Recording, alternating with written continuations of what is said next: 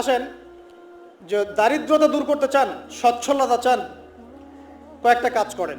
এই যে বললাম, 1 নাম্বার সূরাতুল ওয়াকিয়া তেলাওয়াত করেন, 5 ওয়াক্ত নামাজ জামাতে পড়েন, ডেইলি কিছু সময়ের জন্য কোরআন তেলাওয়াত করেন, আর আল্লাহর কাছে রিজিক চান, জিকির বেশি বাড়ায় দেন। পারবেন না ইনশাআল্লাহ?